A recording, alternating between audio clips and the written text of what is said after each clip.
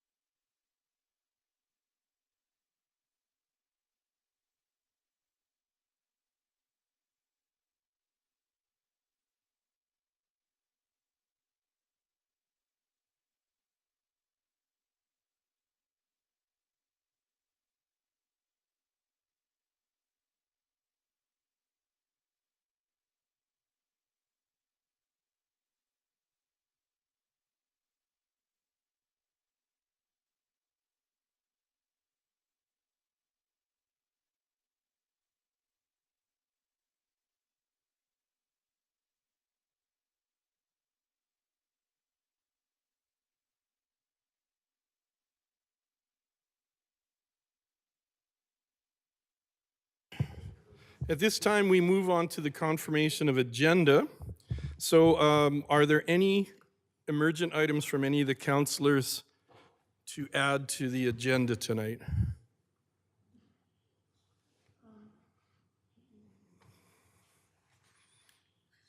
Councillor Peterson?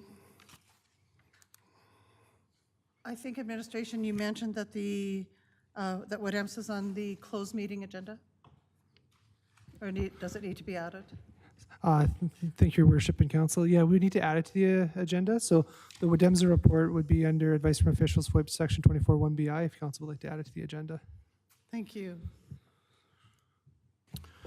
Seeing and hearing none from Council, Legislative Services, Jonathan?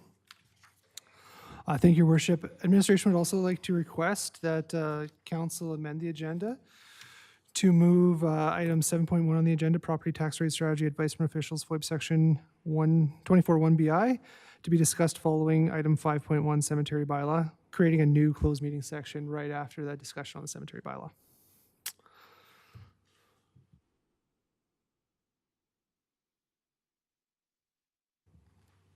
Thank you, Jonathan. Councillor Wiley? I'm ready with the motion. Oh, thank you.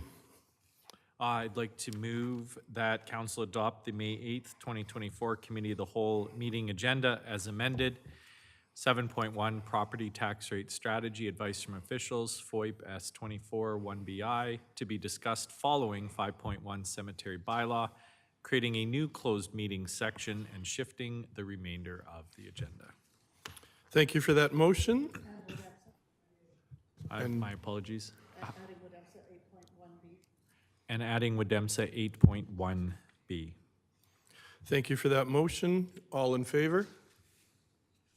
Aye. And that motion is carried. We have no delegations tonight, so we move now to 4, confirmation of minutes. 4.1, Committee of the Whole meeting minutes for April 10th, 2024. Sure, I'll take that. Councillor Wiley? The council adopt April 10th, 2024 Committee of the Whole meeting minutes as presented in attachment 1. Thank you. You've all heard the motion. All in favor? Aye. And that motion is carried. We move now to 5.1 Cemetery Bylaw number 23-31. Good evening, Donna. And once again, Donna, on behalf of council, I wanted to thank you and Max for your tour of the cemetery so that we could get a better understanding of the various sites and plots that are there and potential difficulties that you sometimes face in the maintenance and care of the facility. And I think councilors have already pointed this out. We were so impressed with the empathy and care that you and Max both displayed when we talked about various cemetery sites. So thank you for all of that. Thank you, I appreciate that. I think the cemetery deserves respect, and I'm glad that you felt that way about it, because I think it went very well that night.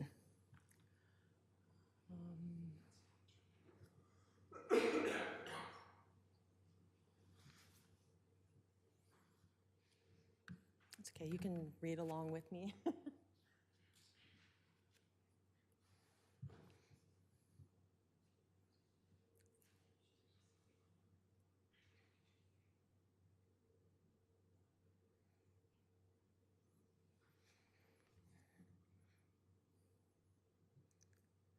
I'll go back and see if, there we go.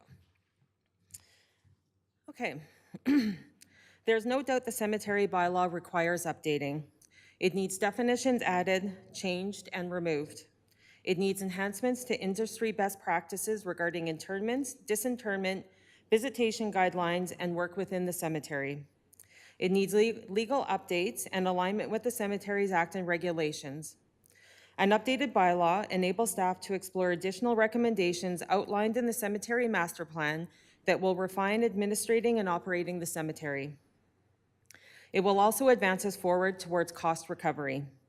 As we go through this presentation, I believe it will be clear that the steps we have currently taken are just the start to the work that we have to do with regards to the cemetery. It is important to note that the right certificate gives you the right to interment. However, ownership of the land itself is retained by the town of Strathmore. The cemetery is managed similarly to a condo association. Condo associations will make rules regarding pets, holiday decorations, allowable outdoor paint colors, landscaping, and trash removal. So although a person will have the right to be interred in the cemetery, they are required to follow our bylaw. As per the Cemeteries Act and regulations, the town can make bylaws pertaining to the cemetery. The cemetery is laid out in a linear pattern to allow for efficient organization of interments and grounds maintenance. The cemetery is considered a Class A park as per the park's classification policy. Mowing and weed whipping of the cemetery is done weekly beginning in May until August, then as needed in the fall. Flowers are planted annually in the entrance bed and the Canadian flagpole bed. Horticulture activities are completed on a bi-weekly schedule in the 2 flower beds, the rose garden, the center garden, and the birth forest on the west end. Mowing begins and ends at access points in a straight line. Mowers use these access points as their turning location. Ground maintenance costs are approximately $40,000 to $50,000 annually, and this comes out of the parks budget. There's 0.7 of a full-time equivalent that is dedicated to other activities that is shared by 2 people. These activities include organizing preparation for interments, administrative and operating duties, organizing monument installs, inspections, and aftercare of plots. So we'll just go through some of the, I've got some photos to show you just pertaining, sorry, let me just go back there. I messed this one up. There is currently 1,491 people interred in the cemetery. There's 509 of these plots have decorations. That's equivalent to 34% of the cemetery. Of those interments and decorations, we consider 107 of those to be orderly, 371 to be a mix of securement and loose items, and 31 that we'll call disarrayed and adornment, so just kind of disheveled, that type of look. So orderly. They have vases or objects that are secured properly to the headstone or ribbon. They have a clean and tidy appearance. They pose no inconvenience or risk to grounds maintenance crews, contractors, or visitors, as all items are off the ground. Equipment for interments is able to move around these plots with ease. 371 that are mixed. So these have a combination of vases and/or objects that are secured to the headstone properly, but many of the objects are not secured. They are breakable and in various states of disrepair. Several of these plots are encroaching into adjacent plots. The plots present a tidy to unkept appearance. Loose objects that are placed in the grass or fall off the monument pose a minor to moderate inconvenience and risk to the ground maintenance crews, contractors, and visitors. Loose items blow away in the wind, becoming litter, and affect the overall appearance of the cemetery. Mowers can pass down the laneway, but small objects sometimes cannot be seen in the grass and may be mowed over. Weed whipping crews have challenges detailing these plots. Crews do not want to damage objects, so they do not trim around them. This leaves the plot with a disheveled appearance due to long grass. Equipment for interments can maneuver around these plots. However, they need to use a high degree of caution while working in the tidier confines. Interments can be challenging in the winter when objects are buried in the snow and cannot be seen. Items have gone through the snowblower when accessing the plots for interments in the winter, and people have reported they have tripped over these objects.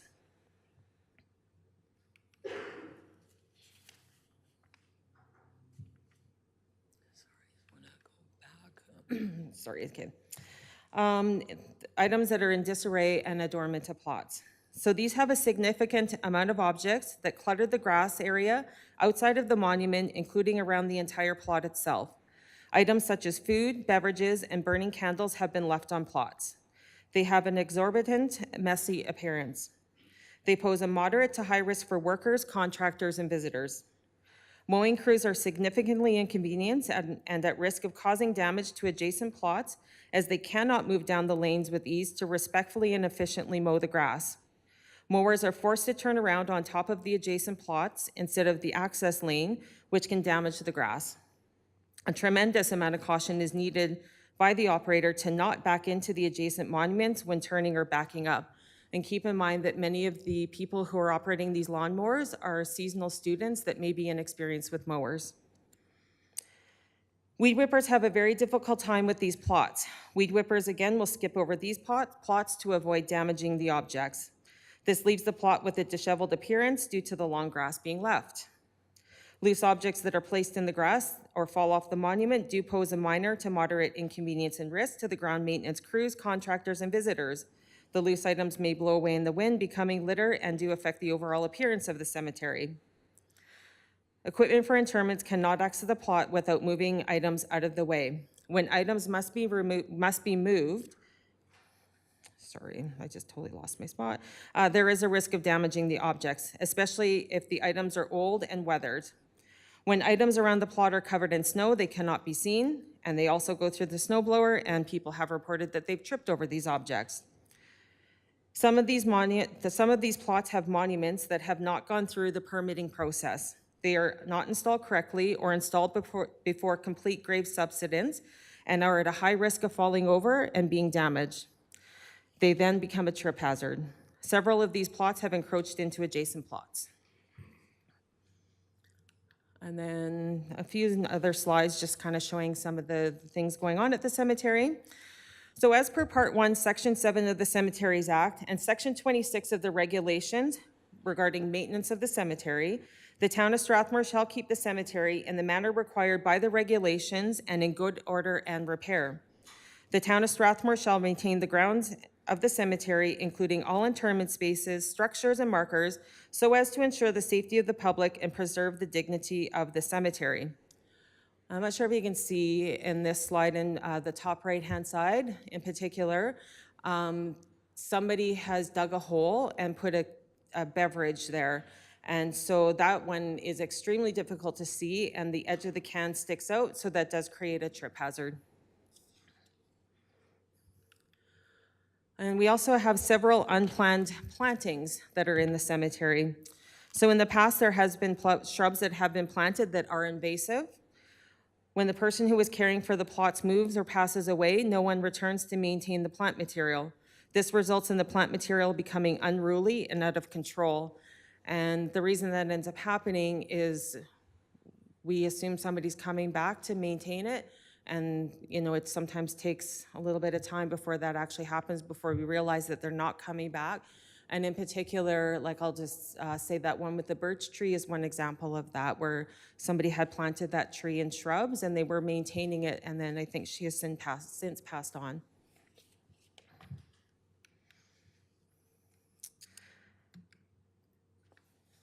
So we'll talk about the proposed cemetery bylaw 23-31. So on November 1st, administration came to council for third reading of the proposed bylaw 23-31. This bylaw is aligned with industry best practices and with the Cemeteries Act. This is the bylaw administration is recommending, as it is fiscally responsible, less of a burden on taxpayers, and simpler to administer. And then prior to the November 1st meeting, administration had received feedback from citizens and clients who were seeking more flexibility with placement of grave decorations. Administration revised the proposed bylaw and brought it as an option for council to consider. I understand this caused some confusion, and I apologize. The optional bylaw 24-12 does not have any readings. It was intended to instigate a conversation on options for council to consider.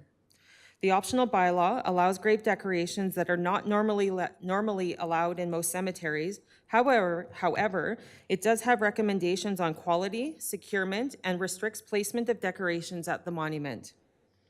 Although it is flexible, it will have a significant impact on administrative and operational staff, and will likely affect service levels in other areas. As more people are interred and visitors become aware of the flexibility and placement of grave decorations, the dedication to maintain the cemetery will become challenging. An increase to future staffing will be inevitable. Current trends indicate that once one person puts out grave decorations, others will follow, and this could easily get out of control. And then Councillor Wiley had made some amendments to that optional bylaw. So permitting of grave decorations would require daily inspections, additional documentation, and increased correspondence with clients. Current staff levels cannot support this. If we do go forward with these amendments, administration needs clear direction on what decorations council would like permitted. This could be problematic, as there is no clear way to track visitors into the cemetery, and it could be challenging to control. So we'll just go through the amendments. So with regards to monuments, and with recommending a maximum size, and making this the cemetery coordinator's discretion, and no size requirement for flat grave markers. So industry best practices is to require permits to install monuments in cemeteries, including ours. Designs, including the size, materials, accessories, and scope of work, are provided to the cemetery coordinator for approval before the permit is granted. Monuments placed on the ribbon can only be a standard size so as to not damage the ribbon. If damaged, could impact other monuments already in place on the ribbon. As I mentioned, there are several monuments in our cemetery that have been installed without a permit. Installation companies are required to complete our contractor pre-qualification documents that demonstrates they maintain their own workplace health and safety program, have the appropriate WCB and insurance coverage. Once safety requirements are met, they are placed on our preferred contractor list. This list is provided to customers when monument installation is requested. A standard size ensures monuments do not encroach onto other plots, as plot sizes are industry standard, and so are monuments. Statues, crosses, boulders, and family monuments and other monuments are considered on a case-by-case basis at the discretion of the cemetery coordinator and have been allowed, as we demonstrated in the cemetery tour.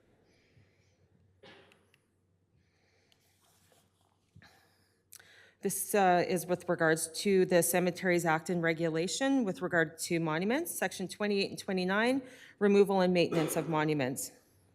Our existing bylaw and the revised version clarifies responsibility of monuments, gravestones, and markers. However, as per the Cemeteries Act and Regulations, if nobody returns to address issues as per our bylaw, then it is the town's responsibility to deal with. Standard headstones and sizes are easier to budget for, and estimates are easier to predict. We are also responsible to remove grave covers and other works that are in disrepair within the cemetery as well. If nobody comes to fix those, it's at our cost. I'm going to start the grave decoration with the Cemeteries Act and regulations as well. So Section 22, layout of the cemetery, Part 1, Section 7 of the Act, and Section 26 in the regulations with regards to maintenance of the cemetery. Cemeteries established after May 8, 1964 shall ensure adequate walks and roadways to provide reasonable access to all sections of the cemetery. So we are exempt from providing walkways. We have a roadway, but we don't have clearly defined walkways within our cemetery. The town of Strathmore shall keep the cemetery in good manner required by the regulations and in good order and repair. The town of Strathmore shall maintain the grounds of the cemetery, including all interment spaces, structures, and markers, so as to ensure the safety of the public and preserve the dignity of the cemetery. So the definition of dignity is subjective to each individual.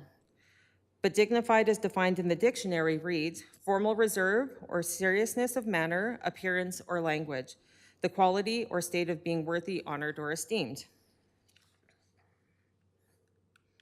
And then we can discuss the optional bylaw, the amendments that Councillor Wiley has recommended. This is with regards to decorations not having to be affixed.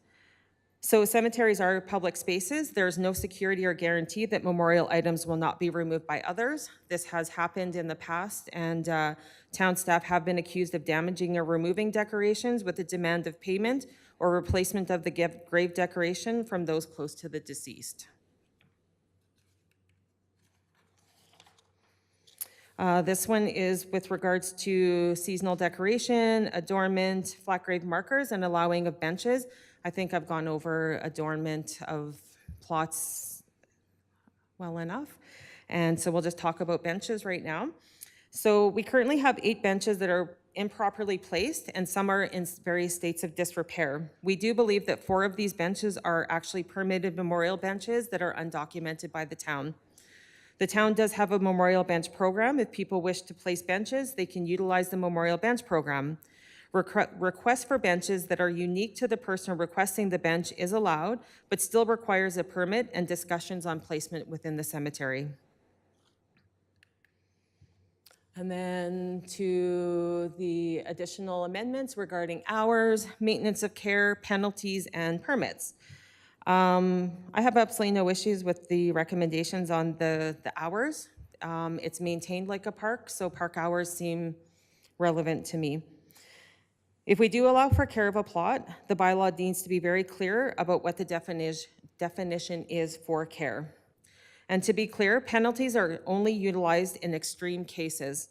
Basically, people that are up to no good in the cemetery. This is not intended for people that are there grieving in the dark or anything like that. It is intended just for people that are doing bad things. And you may recognize this slide from November 1st. This one was a bylaw comparison. So many of the elements of the bylaw remain the same, but are being clearly defined and expanded on in the proposed bylaw 23-12. Staff have prepared a table that shows what is existing, that hasn't changed, as well as identifying new elements. And then staff have done extensive research on several other municipalities. Most cemetery bylaws have the same or similar requirements with regards to allowance of ornaments and decorations, hours of operations, and selection of plots. The changes that prohibit most plot decorations have been brought forward to improve efficiency in cemetery maintenance. This will allow staff to more easily create and maintain a clean and welcoming environment for everybody within the cemetery. It will also allow for enhanced safety in the cemetery for staff, contractors, and visitors. Okay, and then we'll talk a little bit about the cemetery master plan. So the cemetery master plan provides a detailed and comprehensive analysis into all operations of the cemetery.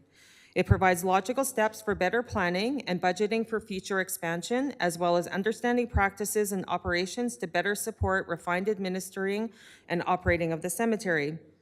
It also provides recommendations on advancement towards cost recovery. We were compared to other demographic profiles and geographic regions on current and best practices and included a review of background information, site visits, research, and data collection. Since accepting the cemetery master plan as information in 2019, until recently, the town has not implemented many of these recommendations. As you'll see, the completed list is small compared to the to-do list. So I won't go through all of those, but I think some of the key points in that cemetery master plan that are really important for us to explore are cost recovery, improving operating and maintenance, and then begin investigating optional services such as scattering gardens. Internally, we also need to update the rights certificate, monument permits, and want-ad markers as per the Cemeteries Act. So in summary, administration recommends to proceed with the proposed bylaw 23-12 with the addition of amendments provided in the report. We would also like to add allowing the placement of flag and wreaths on Remembrance Day in the Field of Honor. I would also recommend frequent review of this bylaw. Acts and regulations are regularly updated, as do practices and procedures, and we need to stay current.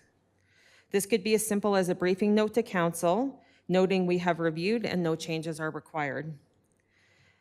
I'd also like to mention that if any changes are implemented in the cemetery, that it will be done with respect and time will be given for those close to the deceased to retrieve their decorations, and support will be provided for anybody who requests it. Thank you.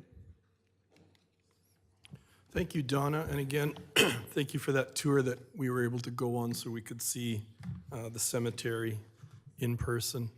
Are there any questions for Donna? For clarification, Your Worship. Okay. You just said bylaw 23-12, did you? Correct.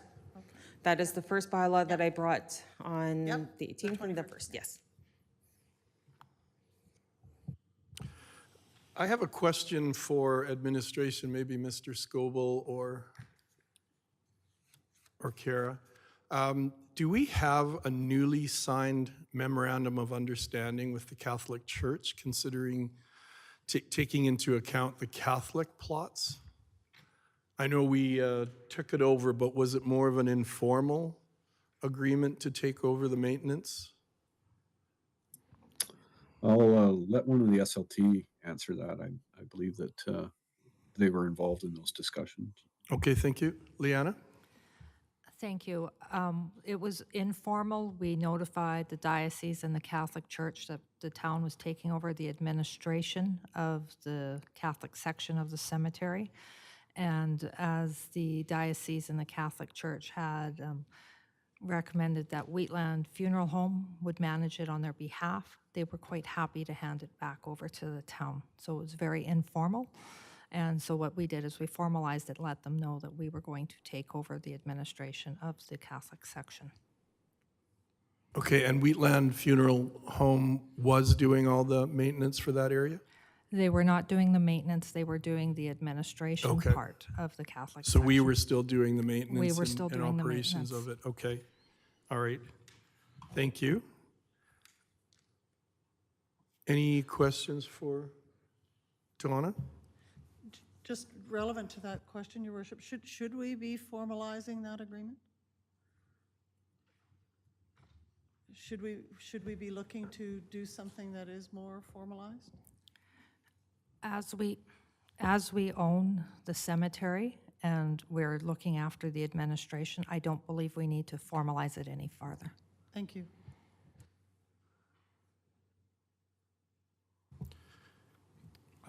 Councillor Wiley? So is this when, I guess my questions aren't specifically for Donna, they're more about discussion around the council table between councillors? So I guess when everyone's ready with Donna, I just wouldn't mind going through sort of item by item and showing, I think, how little my amendments are doing, but of course administration could interject.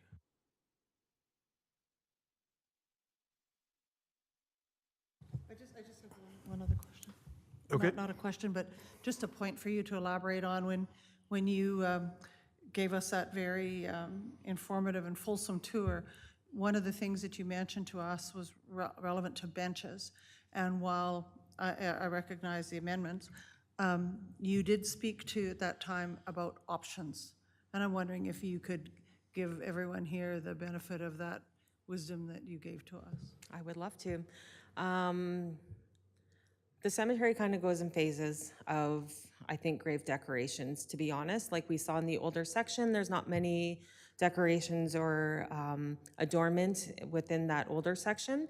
The newer section where it's active, we see a lot of benches, decorations, that sort of thing. So what I would like to do is if we do make any changes, I would like to work with the people that currently have things there, like the benches and stuff, and get them placed into locations that are convenient for us and for them. So one example I gave you is in the Catholic section is there's a spruce tree, and we have 4 different plots there where people have benches and items placed there that I would like to maybe move those benches into a circular fashion, because then every single one of those people can face their loved one underneath that tree. And then we can still get in there and do our interments and still maintain the cemetery while they still have the opportunity to be with their loved one there. And then you also, in a different scenario, on extended family of my own, you showed what could be possible, Yeah. so. Putting them in the line, basically, line, yeah. yeah. Getting them in the line as much as possible so that we can easily just mow through there.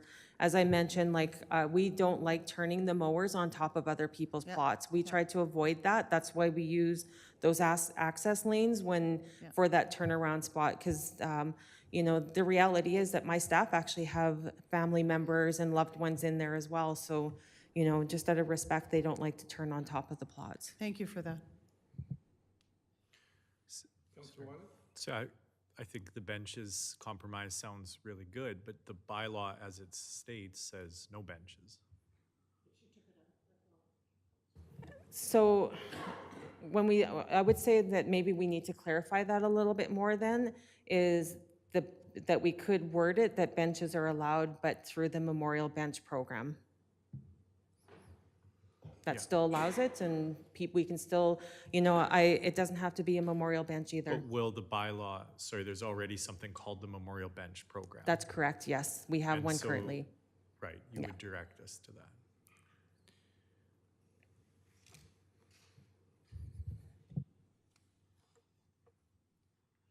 I have no further questions for administration. Thank Just you. Considerations for council. Okay, thank you. Donna, what happens when we were in the Catholic section, I can't quite remember where it was, there's that badly damaged bench. What do you do in a situation like that as operations and maintenance? I would like to remove it. I don't think, you know, how that bench even got there, like where it came from, I don't even know. It just kind of showed up in the middle of the Catholic section that it doesn't have a plaque on it either. I don't even know who that one belongs to, so I would like to remove it, and I have very talented staff. They can still repair that bench and we can still place it. As you saw, it is very similar to the other memorial benches that are in place that they're provided by the town, so maybe somebody else could use it, or we just place it somewhere where people would like to sit. Thanks. And then I had a further question about the Catholic section, and that is, we've talked about best practices in other communities. Are there other communities, or is it standard practice that a diocese could look after a section of the cemetery that holds their people? Part of the reason that wanted to take over the administration of the cemeteries puts us on side with the Cemeteries Act. Currently, we are offside with the Cemeteries Act in a number of areas. Okay. And I know Donna and Kyla are much more familiar with the Cemeteries Act, as they've gone through that over and over and over again. So that's what they were attempting to do with some of the changes within the new cemeteries bylaw. Okay, thank you for that. I could clarify that a little bit. Sure. So you can provide a section for people, but they don't administer it. The town would still administer it, but you could call it the Catholic section, the Muslim section, whichever you decide, whatever denomination would like a section, you can do that. They just wouldn't be the administrators of it. That would still fall underneath the town of Strathmore. So another thing that it's kind of an unwanted thing that comes along with this, but if you have residents outside the town of Strathmore, they buy the plot, but there's no money going towards operations and maintenance of the cemetery. So we run into a situation where if you have higher and higher staff costs and operational costs to take care of the cemetery, they're only being borne by the town residents who pay property taxes. Is that correct? That is correct. Okay. Yes, But that is in that correct. cemetery's master plan, it did suggest looking into a perpetual care fund. And I know there's a group that's interested in creating a Friends of the Cemetery that could possibly be involved in that. Absolutely. My other question to you, and I read through the bylaw again, both the bylaw and the potential amendments in 24-12. I couldn't find anything about grandfathering existing sites. Is there a section that says if you've got a site, it would be left as is, but any new sites have to be up to the standards of the new bylaw? And I hope I'm making sense. Do we have a grandfathering of past sites? What I didn't see it spelled out in the What- bylaw. What she spoke to, when you spoke to us on the tour, I think one of the things you said to us, it would probably have to be a site-by-site discussion Correct, yeah. around grandfathering whatever was possible. Yes, yeah. Okay, thank you. And then my next and last question, it comes back to what Councillor Wiley was saying. It's more procedural as far as our way forward. Since this is a committee of the whole meeting and we don't actually do any voting tonight, it's just a way to collect more information and I believe give some direction to administration. So as the chair, I'm wondering if administration could tell us all, what would be the best way forward tonight, since we're not voting, in order for us to decide whether or not we're directing administration for either the recommended bylaw from administration or the one with amendments? So what is our best way? How do we, if we get into a discussion now of each and every item in the amended bylaw, that could be a moot point if council is considering the other bylaw to be directed towards administration. So I'm looking for some clarification on how we proceed on how to consider these two separate approaches to the cemetery bylaw. Through the chair, it's Kevin here. I think you approach it like other committee of the whole discussions. I mean, it really, administration will listen to council's discussion and we take that as feedback, not direction, of course. But, you know, we kind of take good notes and kind of gauge where the discussion's at, and then we make amendments accordingly to come back for formal debate and direction by council. So, you know, if it seems like there's a consensus on items, we include those. If it's, you know, not, we don't always include everything if we didn't feel like it's necessarily consensus of council. Okay, thank you. So I took notes on Councillor Wiley's amendments. They're up in my office right now, but just for my understanding, when we look at 24-12, Councillor Wiley, are your amendments the ones in red print then? Are those the amendments Yes. okay. All right, so council, does anyone have any more questions operationally or questions that Donna can answer concerning her presentation tonight? And if there are no further ones, then we can talk about our way forward. Okay, seeing none and hearing none. How do we want to proceed? I mean, some of us may be comfortable with the bylaw presented by administration, and some may be more wanting to go through each amendment on 24-12. Well, since they're my amendments, I wouldn't mind having a chance to just speak about them in general and Okay. then look at some of them specifically. Okay, And then I think our administration could get a sense of council's will or direction. okay, thank you, Councillor Wiley. I'll turn it over to you. And then Councillor Peterson. So first of all, when administration talks about more affordability, cost recovery in the cemetery, easier maintenance operations, I love those low taxes. That's all music to my ear. So none of these amendments are meant to restrict administrations from wanting to have the most efficiently run, cost-effective cemetery. So I guess my goal here is to show that if the amendments I'm proposing go forward, they could be done in a way, or administration could tailor them in a way that meets both allowing our cemetery to reflect and be culturally sensitive and inclusive and diverse, but at the same time, having it efficient, well-run.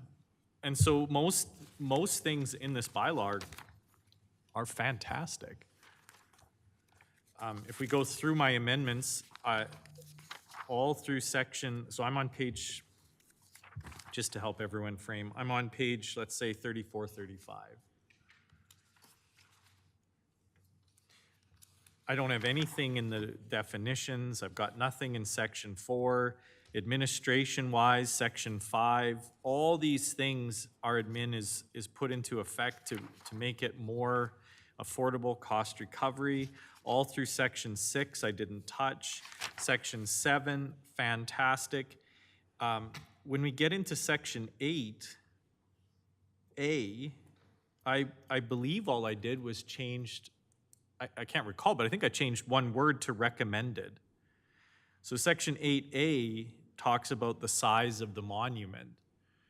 And administration gave really good reasoning to that. And I totally agree with all the reasoning, but I want the word recommended in there because a group could come in and just, for whatever reason, that's just something that doesn't work for them, and I would like to be flexible about it. So it still says the coordinator at their discretion, so in my amendment, still allows the coordinator at their discretion to limit the size for safety. And that part's not recommended. That's just saying clear up at the coordinator's discretion. They can still say, look, it's recommended this, and also I can't allow the monument to be that large for safety. Your worship, may I ask a question? So I'm wondering, both for Councillor Wiley and for Donna, would this speak to, you know, you showed us those beautiful bench monuments that are grave markers. So that wouldn't necessarily follow with this, but it would fit exactly with what Councillor Wiley's saying in the recommended discretionary portion. Am I correct in thinking That is correct. And just to be clear, that was already in the existing bylaw. Yeah. Yeah. So I just wanted to show, though, that 8.3A, I've left it almost identical. I just put in the word recommended instead of, I think it was required. And so when the staff is sitting down and they're working out monument size, they can say, well, we strongly recommend for this reason. And then if staff still feels that it's a safety issue, then they still have the discretion to veto that. For 8.4A, Just before we leave that, I'm just wondering if that puts a little too much pressure on the individual cemetery coordinator. I've got 8.3 here saying, all monuments sitting on a full-size burial plot must not exceed a maximum height of 3 feet. So if you say recommended, or if the bylaw is amended to say recommended, and then it comes back to the cemetery coordinator at their discretion can prevent monuments considered to be too large. I'm just wondering if the word, and admin, you can weigh in at any time too, if we use wording such as are recommended to not exceed versus must not exceed, does that give too much latitude and put too much pressure on a cemetery coordinator? Because one is a clear-cut statement and one is more general. I guess I'm not really sure how to answer that, Mayor. I guess I would put it to council. Do you want a bylaw that has specificity or ambiguity? And that's your call. You can have it whichever way you want. But yes, I think it will. well, it's cause- specific I about think- safety, and it's ambiguous about the size. And so it's perfectly clear if it's a safety hazard, then the coordinator can say no. But if for some reason something on that monument exceeds the 3-foot mark, I'm good with being ambiguous.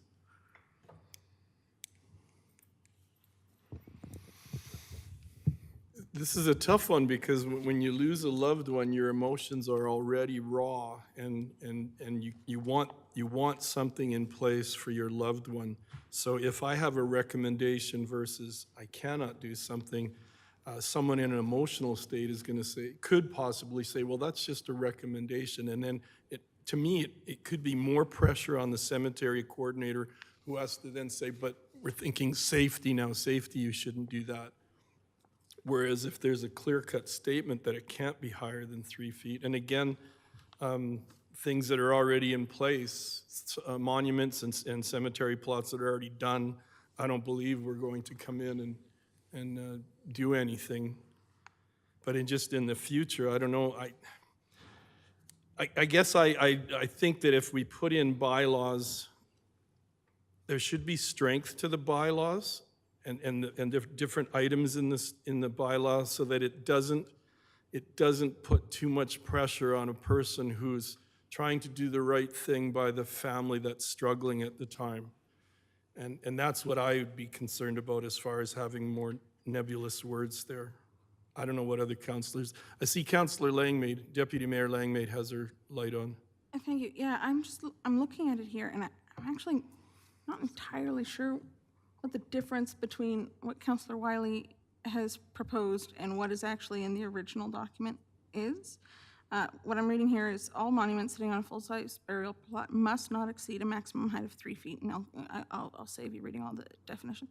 In certain sections of the cemetery where no ribbon or base is present, the cemetery coordinator may approve alternate sizes. So I'm not sure what the change we're discussing here is, because in the original, there was already a provision for an alternate size to be considered. Mayor, if I might, maybe Donna can speak to the difference of plots that have ribbons and plots that don't have ribbons. The plots that have ribbons, you have to stick with that standard size. They can only handle a certain weight of a monument on it without damaging the monument.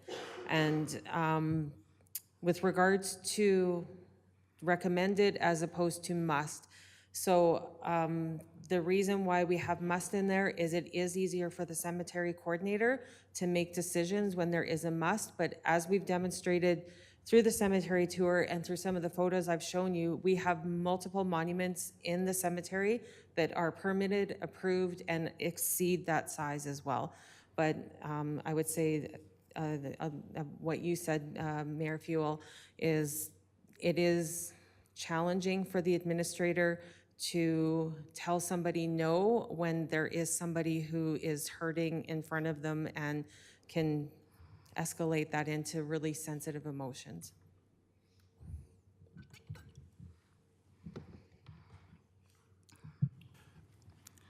Deputy Mayor, did you want to finish your thought? Yeah, just just to finish my thought, I was fine with the original wording because the original wording already had a provision in it that another size could be considered at the discretion of the cemetery coordinator. I'm not sure that this is really that much different. I don't know what other councillors are thinking. Councillor Peterson? Thank you, Worship. I think, I would contextualize this from a personal experience where recently we had a family that we were friends with that put a 3-foot grave marker at the graveyard where their loved one is buried, which is not Strathmore, but nearby. But what they had made arrangements for when they had the marker made was that there were angels on the actual coffin that were detachable and meant to be put onto the monument. And so what happened when they put the monument up, the monument was almost exactly 3 feet. It was just a hair under. And when they put the angels on the sides of the actual grave marker, it took it 4 inches above. And it was a matter of then going into the office at that space, and they said it didn't impact the weight, and it did take up 10 minutes of their time. It was like, didn't impact the weight. It was meant to be there. It's fine to be on the ribbon where it's at. And so I think that sometimes having space for those issues that Councillor Wiley spoke to is okay, as long as there is a discretionary power set aside for the director. And so that's where I'm at, Your Worship. Okay, so as far as the wording of recommended versus must, where do you stand on that? So I feel better with recommended because it is balanced, and I think it takes away the ambiguity because it is balanced by the cemetery coordinator at their discretion can do what they need to do. So I do believe that this is reasoned and it's balanced. And I understand that it does put more weight, perhaps, on that coordinator, but in my view, it's something that's going to come to them anyway, all the time. I think, though, I agree with Deputy Mayor Langmaid's comments that we have that built into the original bylaw. So, again, going back to administration, I'm just looking for a path forward so that we're efficient, but also cognizant and caring for what people are thinking here. We could be going through each amendment, and then it could be coming back for a decision, and when the motion's on the floor, we could be discussing them all again. And I don't know if that's the most efficient way for us as a group to work. But I really don't have that many to discuss. Okay, well, do we have a consensus at all from council as far as the wording? Well, I still have a comment on Okay, Councillor Wiley, can I add your comment? If not for safety, why are we reducing the size of this monument? Like, what do we want our cemetery for? We want it to be uniform and regulated, or we want it to be exciting, full of life, diverse, culturally expressive? Like, why does it have to be under 3 feet, you know, and that's our number if it's not a safety concern? I guess I would just come back to what I said. If you don't have strong wording in it, I worry about whoever is, you know, and whoever is put in charge of being the cemetery coordinator in the future. Do they have enough firm direction that they have grounds to stand on when they make their decisions and when they meet with people? I don't want anyone to say that, oh, it's just going to be clear cut, it's going to be 3 feet, but I just feel like the That wording. is what it says. It says clear cut. 3 But it feet. also says further on, as Deputy Mayor Langmaid said, that it does allow for some discretion anyway. It's just whether we want the wording strong at the start or more vague or less strong, weaker, or I guess you guys have to decide what your direction is on that. So, Your Worship, from a English language perspective, to Which me, I just butchered. precisely. So, to me, there is more connectivity to the amendment where you say recommended and then discretionary to where you say must and then say discretionary. To me, there's a disconnect in the latter and a connection on the former. Okay, Councillor Mitzner. So I have a question. Are we actually trying to not change anything? We're just wordsmithing the bylaw? No, I'm trying to change it so there's an option of a family coming in and proposing a beautiful, exciting monument that's sensitive to their culture, and the town coordinator being able to be like, yeah, that's awesome. Let's have an exciting, full of life cemetery. It sounds like it's just coming down to whether we agree, we like the idea of recommended versus must not exceed. I'm more for the other one, but if council's direction is to change it to recommended, I'll definitely support that. Deputy Mayor? Yeah, just to close it, I personally prefer the must and shall type language rather than recommended. The way that I'm seeing this is, from my point of view, if you're a bereaved person coming to speak to the town about burying a loved one in our cemetery, when we have something that says that, you know, it must be this size by this size by this size, unless we say otherwise. Sorry, it must be this size and this size and this size unless approved by the cemetery coordinator. What I hear there is, if you are grieving and having a really hard time, choose a monument this size because it will automatically be approved. Like, this is okay right here. Anything other than that, it's possible, But this right here, automatic approval, and that's why I'm okay with it. I'm more in favor of the stronger language that gives the cemetery coordinator the legs that they need to enforce, because that's a really difficult position to be in. Okay, so this amendment then is basically just about whether we like the word recommend or if we like the stronger one. I don't have a sense of what this council is looking for as far as that one goes. Councillor Wiley? I'm ready to go on to 8.4A. 8.4A. So again, my concern is that we're being so precise with size. So in this one, all I changed is it must be flush with the ground and not impede other plots or landscaping. And so the cemetery coordinator can say, no, that's not flush, or it impedes other plots or landscaping. But the size thing, I'm not into the uniformity, I'm into the expressiveness of the cemetery. And I remember way back November 1st, when we first had this come before us, I said to the council, think about cities in Europe that you've gone to and how beautiful and vibrant the cemeteries are. Some cemeteries are places where tourists will go.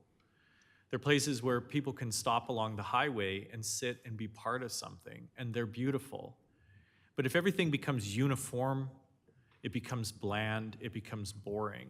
And I didn't think that was the direction this council was interested in. But yet when it comes to the cemetery, we're all about, well, it has to be 1.5 feet by 6 inches. But this allows us to just say flush, not impeding.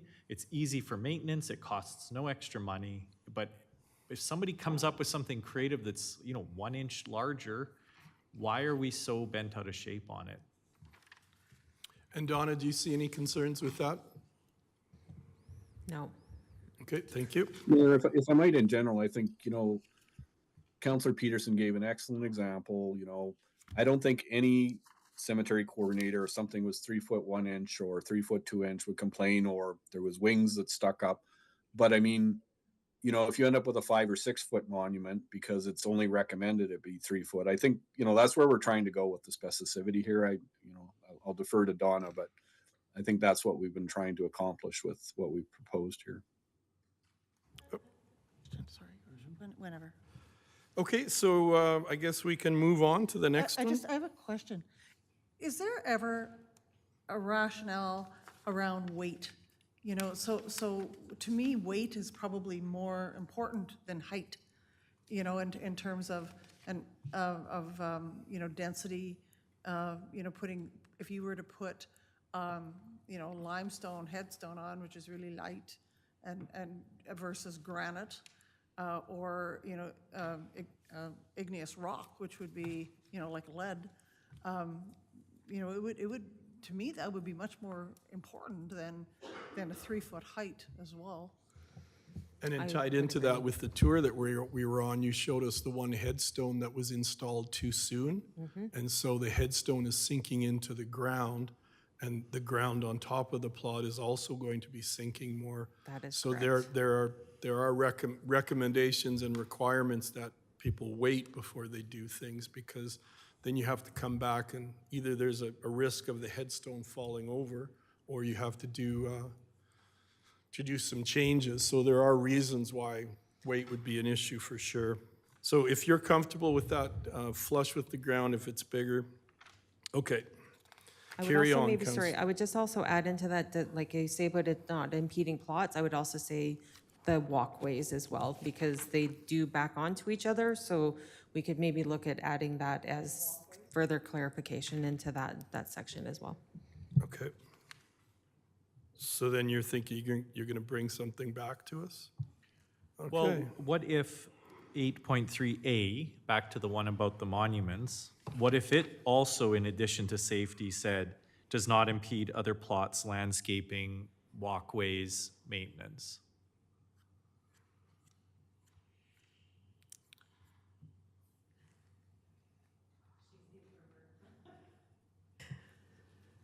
So maybe just a little perspective too on why we have the sizing requirements. All of the monument companies that we deal with will reach out to me and ask for copies of our bylaw, ask for requirements. They keep them on file. Often families won't come to me for a monument. They will go to these monument companies. The monument companies would like to have some clear direction from us on what they should be selling for our cemetery. So they don't want to promise somebody something that then we don't allow. So that's some of it too, is that they want to be able to say, here's what's allowed here, here's your options, give them some ideas, and then come to us. Because if they promise something and then it's not permitted, obviously that's not working out well for neither the company nor the family.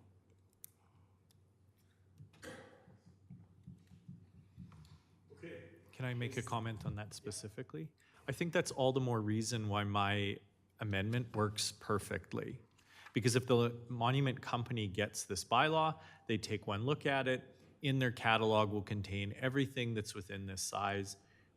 99.9% of the time, there's no more issue, but it allows the word recommendation, which means that if for whatever reason a particular family wants something, then the coordinator can approve it. Will a company like you're talking about, will they be able to tell, do they get a copy of our cemetery plan? Like, will they be able to determine if a family comes in and they want their flush-mounted grave marker to be wider than it is? Will they be able to tell, oh, that's getting too close to the next plot? If it's an older plot that, like, how do we know that we're not getting too close if you increase the They call me. size? And that's part of the permitting process. Okay. Was they would have to give me a name, so I would be able to know where in the cemetery that exists. They would give me their proposed size, their proposed materials, everything like that, and we go through and make sure that it does fit the bylaw. Okay. That's why personally I like to have the bylaw so it's very clear for me so that I know what I should and should not be doing. Yeah. Because if it comes to just me making personal choices, that does become difficult, right? And obviously you want to do your best to, help every grieving family you can, but there has to be some guideline of what we can and can't have. So if we were to add the words, and does not impede the plots, landscaping, walkways, and maintenance, in addition to it already talks about safety, then that's quite clear, but does allow for the coordinator to make a change based on the angel's wings being too high. I think that we currently, even in the current bylaw, have where the cemetery coordinator can make those sort of exceptions. An example of where, we currently would make those sort of exceptions is we often have loved ones, husband and wife or something, who are plots side by side and they want one headstone with both names on it. So obviously we do allow them to go a little bit bigger because instead of having two headstones, they're having one that's just a small amount bigger. So again, Often the word that's only a few recommended inches. then fits perfectly with that. Yeah, that's your guys' discretion, right? Okay, thank you. I think Councillor Wagoner hasn't spoken yet, so I'll go to him. So I guess just with that, to me, hard fast sizes are the way to go, because then if you're dealing with the monument companies and that, then they know a certain size, they know a certain thing. As far as recommended, and then 8.4A, flat grave markers must be flush on the ground and not impede other plots or landscaping maintenance. Then again, it's going to be up in the air, and with them, whether they check with you or not, but they could or ask for other things. And at least this way, with sizing, it's something that's hard and fast. Thank you, Deputy Mayor Langmaid, and then back to Councillor Wiley. Thank you very much. Just in terms of the flat grave markers for cremation plots, what I'm wondering is, would there be a concern if a marker was too large and we had to inter someone next to it, that marker could become damaged through that process of digging and interring that person? It could result in subsidence that could tilt the thing. So I'm imagining that the size requirements, this 2 feet, because I think, Donna, you taught me that a typical plot is maybe 4 feet, if I remember right. The idea is that it protects that monument from also being damaged while other people are being interred. Is that Have I kind of summarized that correct? Do I That is have that right in my mind? That is correct. Okay, so, thank you. Counselor Wiley. Right, but the wording of the bylaw would still say does not impede other plots. So just so I understand this correctly, the town coordinator is rightly, in my opinion, allowing, for example, something like a husband and wife to have a joint headstone. But if this bylaw gets passed, the wording as it says right now, that must not happen again. And so all we're doing is saying recommended so that the coordinator can, out of sensitivity, go, oh yeah, obviously, we would allow a husband and wife to have a joint headstone. That just makes sense. So the word recommended is essential here. It changes everything, just like the administration said we are making it ambiguous. And it's like, yes, so that good decisions can be made that are sensitive for the people that are going to be buried there.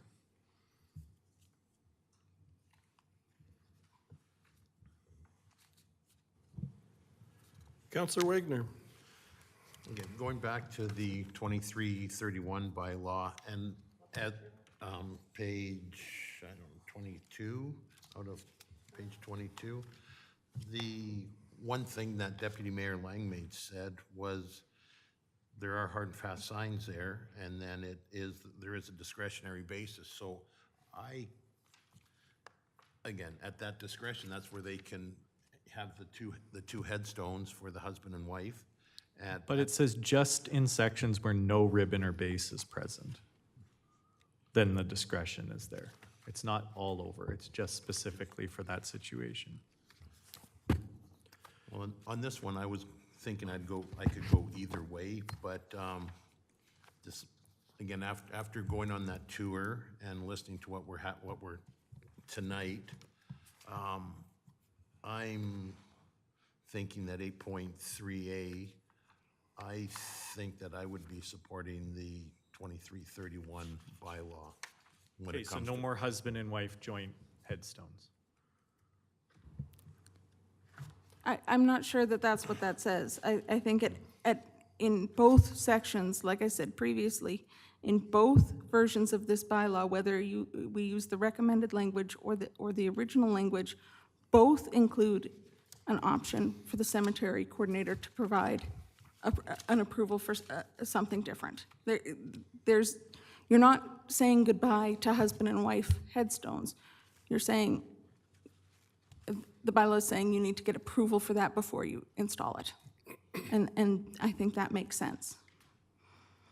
Just before we go any further, I'm coming back, I'm trying to see this on a bigger scale because I'm trying to chair the meeting and be cognizant of our administration.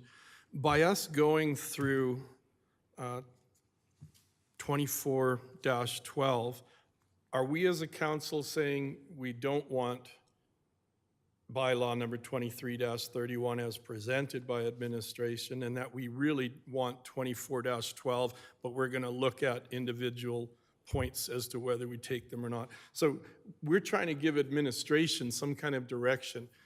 We don't, if we continue to discuss, and I don't mean to sound upset, I'm not, but I'm just saying, if we continue to discuss 24-12, then we should at least say something that as a group, we're not accepting 23-31, so that administration knows, and that we're looking at Councillor Wiley's bylaw 24-12, because if we go through all of 24-12 and then somehow at the end we wound up passing 23-31 as is, then what have we done? So I guess we have to give some direction to our administration. They brought forward this bylaw number 23-31. If we're going to continue down the road of 24-12, we're saying we're not accepting the bylaw as presented to us. We're going to carry on with the other one. Councillor Peters. Thank you, Worship. So in my mind, that's not what we're doing. So before us, we have both. We have 23-31, which we've had loads of opportunity to go through extensively. What we haven't had time to do is listen to Councillor Wiley's reasoning in this ordered fashion under the 24-12. I look at the 24-12 as a representation of the extraordinary amount of work that Councillor Wiley has put into this and that administration has put into it as a result of the research that he provided. So for my part, I understand clearly what 23-31 says, and there's huge amounts of that I support, but there's also parts of 24-12 that I really want to hear more about, and that I have come, as a result of the tour of the graveyard, have come to think about in a different way. So fundamentally, I would like to hear the rest of Councillor Wiley's comments relevant to a lot of the work that he's gone to. I really respect the amount of work that he's gone to. I guess I'm just coming back to page 10. It says, administration have proposed a clear, concise bylaw, 23-31, that provides guidance for all who visit, work in, or wish to be interred in our cemetery. Yeah, and I respect the work they did, and I mean, they went above and beyond, and they took us on So the I think tour. what we're doing then is we're saying we're not going to take 23-31. We're going to approach it from 24-12 and decide which amendments we're going to take. That's the sense I'm getting, which is okay if that's our direction. We just need to state what our direction is, because it sounds like we're not taking 23-31 as is. But we are taking, But we are taking the original one. It's fantastic. There's just a small number of amendments that I think are really important that change and allow this cemetery to be beautiful. The old bylaw brings in a lot of cost-saving efficiencies that I'm all about.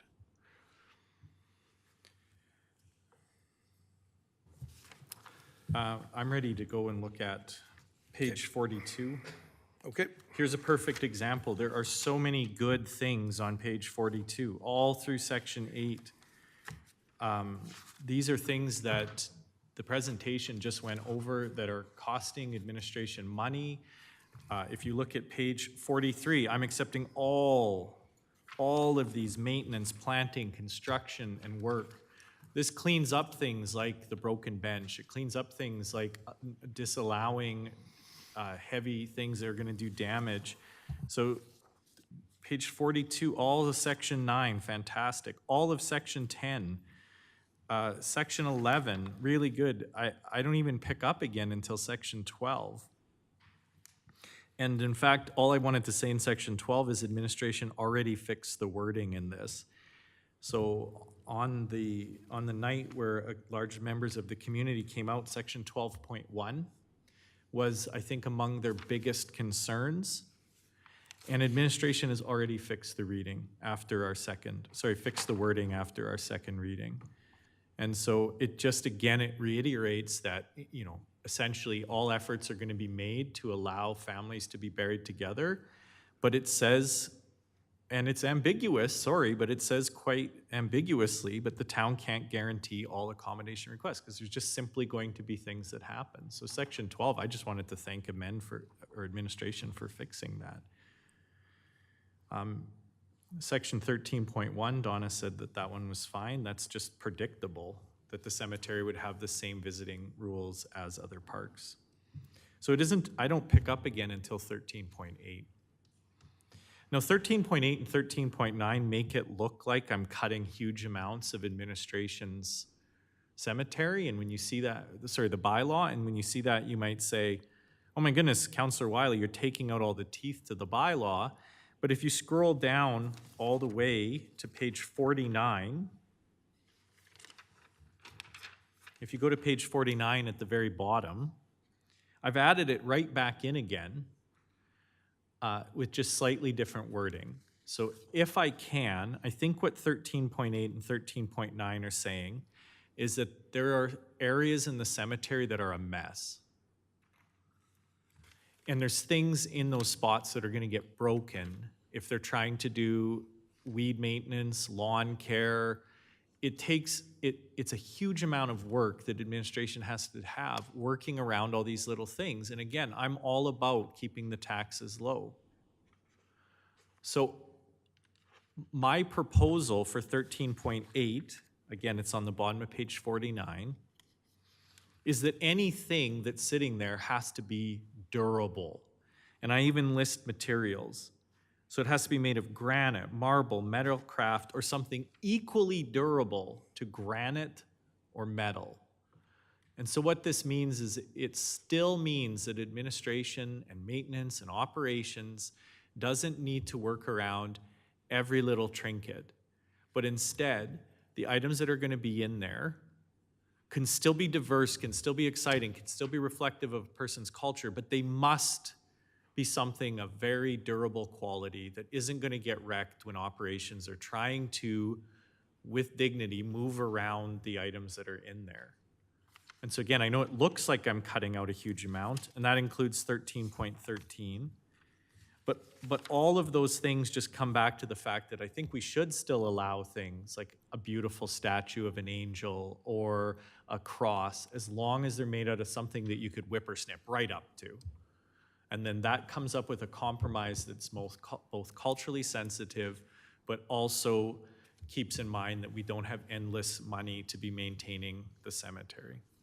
May I ask Okay, a- is council comfortable with Can I that? ask a question? So under 13.8, as it's added at the, I'm assuming because of the way it's presented here, that administration has no issue with it. I have no issues with the material. It's the placement of where it goes. That's what I have the issue with. As I mentioned during my presentation, when the plots are adorned and we're mowing, there's issues with getting around those items. And it also in the wintertime, when they cannot be seen, if they are adorning the plot, that's where the problems lie.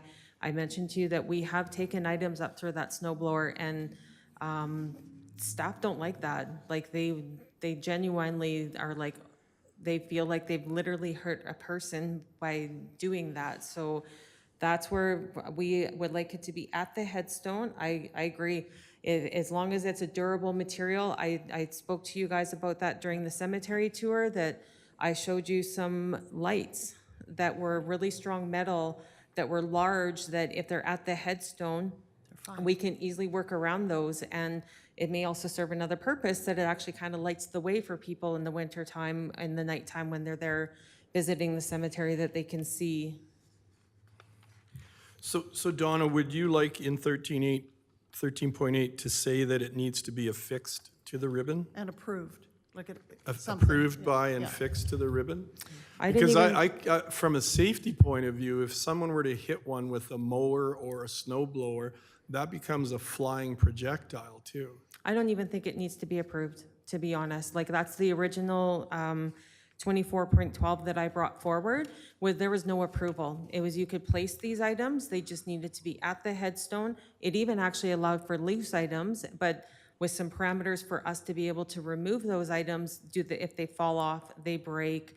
I mean, when the staff are there and they're doing what I'll call a litter pick, and they see that things have fallen off the headstone, they don't just throw them in the garbage, they'll put them right back onto that headstone. They don't throw them out. Things that blow around, yes, they don't know where it came from, that sort of thing. So at the headstone, good. Adornment, not good. So Donna, what would help then as far as Councillor Wiley's 13.8 on page 49? So for instance, again, if it's affixed, you're adding a certain amount of cost and pre-thought. But what if it simply said, and here's maybe where I'd compromise and allow some very specific numbering, but what if it even said something with that the adornment can be within a certain space of the headstone?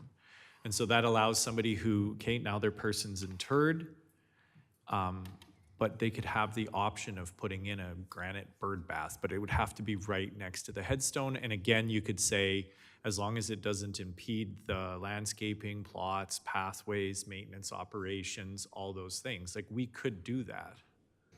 Absolutely. We see that already happening there. There's already that occurs there where people have durable items that are at the headstone. Staff can work around those, so you can still weed whip around it. It's the items that are breakable that are the biggest challenge, especially for the weed whippers, right? Because you know, that's how the weed whippers work, is they're pretty fast moving and then it breaks and it becomes projectile. If it's durable material that is not impeding anybody's plot, doesn't blow away, doesn't break. So to the rest of council and to administration, that makes a big difference for me. Because if it can be within a certain range of the headstone, it can be classy, it can be durable, it can look good, but it's not going to get in the way of the operations and maintenance. To me, that checks all the boxes. And then we can have a cemetery that's more beautiful than just rows of cement blocks. So that I really think that would make a difference. And I think admin could wordsmith that in a way that met both the operations requests for lower taxes, but ease of maintenance, and also cultural sensitivity. So is council generally okay with 13.8 as amended? No? No, but I'm talking about this part here that Councillor Wiley's presenting. But it doesn't have anything about by the headstone. I think that's what he means about wordsmithing. So is someone taking notes as far as these suggestions then? Okay. So that'll come back to us. Okay. Sorry, can I just ask one question, just for clarification? If we do go that route, the other thing I would not like to do is store the broken items. What are your thoughts on that?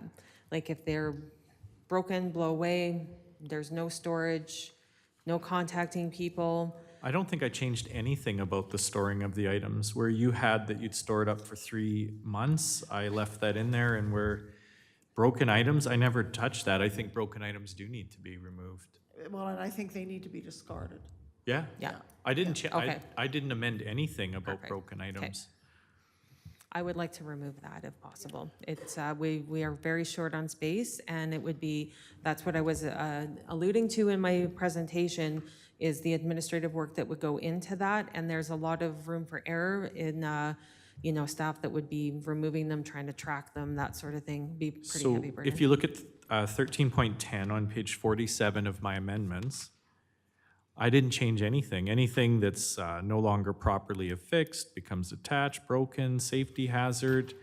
I left that in exactly as administration had it.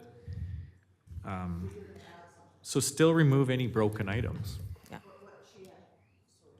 That's okay.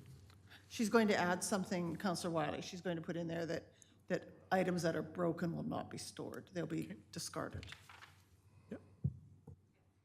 Okay, Deputy Mayor Langmaid? I'm just curious here. So the deletion of 13.8 and 13.9, as I understand it, removes the requirements for those items to be affixed to the monument. Is that correct? Yeah, that's right. Okay. I am in favor of them being affixed. After seeing, especially yesterday in that windstorm, the number of things that would have gone flying that aren't attached. And then who is, you know, we have to find out where they came from, where they go. And I know that that's going to be very difficult for staff and hard. And it could damage things. So I would like to see the requirement that they be affixed still be in here. And that doesn't necessarily mean that it needs to be done at the time of monument installation. When we were on the tour, Donna, you pointed out a couple of plots that had loose decorations and came with some E60 glue or some Gorilla Glue or something really strong, and they were able to affix them directly to the monument. And I know that today, if I were to go there again after that windstorm, they would still be there. And to me, that's why I feel strongly about them being affixed, is so that if you go on Monday to visit your loved one, on Friday when you go back, everything will still be there. And I think affixing them to the monument or adjacent to the monument, I'm still okay with like solar lights and things like that that can't necessarily be attached but are beside. But for loose things, yes, I think they should be affixed to the monument just so that they stay where they should be with the loved ones that they intended them to have. So how does council feel about adding something to Councillor Wiley's amendment where it would be affixed? No, well, that changes the entire intent, because affix then means that it goes right back to, it has to have been something that was pre-planned, something that's expensive, something that can be attached. No, not necessarily. I just described small items that were attached with glue long after. That it doesn't necessarily need to be done right away. You could add things over time and remove them.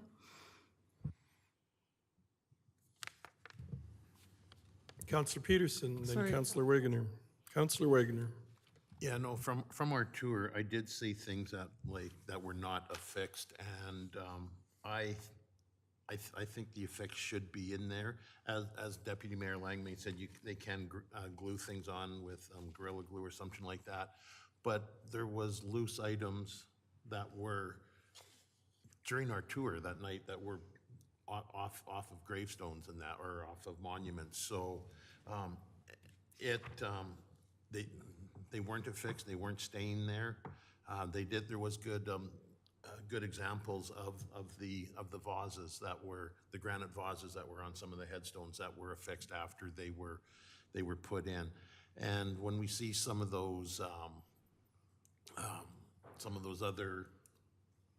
other ornaments and that were blowing around, I tend to agree that the affixed needs to be in there as well.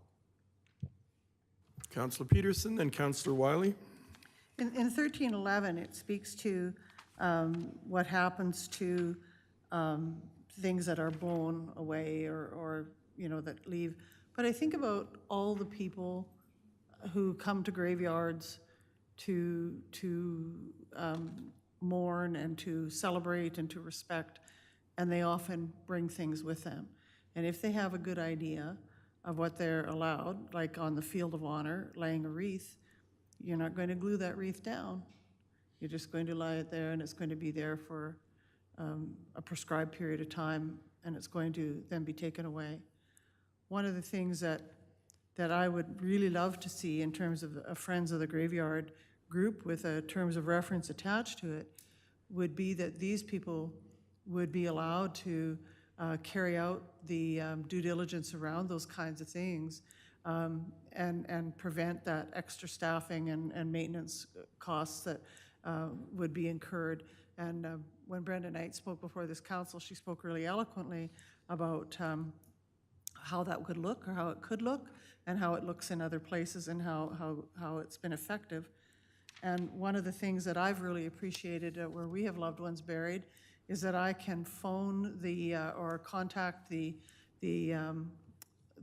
cemetery caretaker or administration, and I can order a wreath to be laid at the grave of a loved one, knowing that family that lives some distance away are going to visit, and they're going to be able to see that somebody cared enough to do that, and that a week later somebody from that administration is going to come and take it away.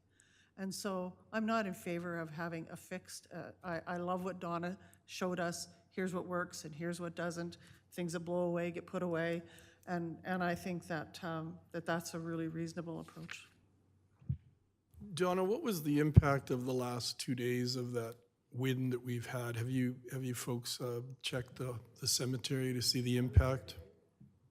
They cleaned it Donna? up already. There was a lot of stuff blown around. Yeah, it was, there was a lot of decorations all over the place.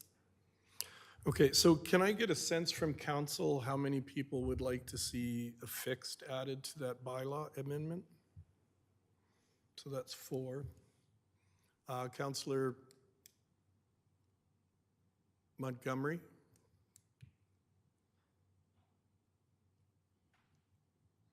Pardon? Sorry?